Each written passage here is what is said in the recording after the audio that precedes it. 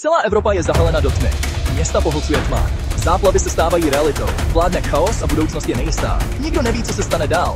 Žádná elektřina, žádná voda. Nouzová situace je za dveřmi. V takové době se vodní systém zhroutí. Z kohoutků už neteče žádná voda.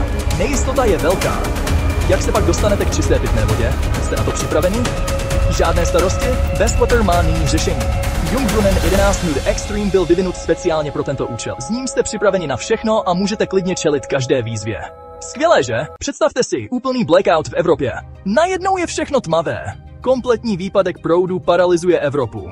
Žádná elektřina, žádná voda, základní služby selhávají. Čistírny vody přestanou fungovat a kohoutky zůstanou suché. V takové krizi se počítá s vlastní iniciativou a opatrností. Nyní je čas na soběstačnost. Osobní vodní filtrační systém, který nepotřebuje elektřinu, vás učiní nezávislými a bezpečnými. Tady je náš fantastický filtrační systém německé výroby. Jungbrunnen 11 0 Extreme. Ruční zařízení na reverzní osmózu. Soběstačný při blackoutu. Bezpečná pitná voda. Kdekoliv, kdykoliv. S tímto ručním čerpadlem získáte v případě nouze čistou pitnou vodu. Ať už je to říční voda, nebo kalužová voda, dokonce i odpadní voda. Tyto vodní zdroje jsou normálně plné škodlivých bakterií, škodlivých látek, nepříjemných pachů a špíny.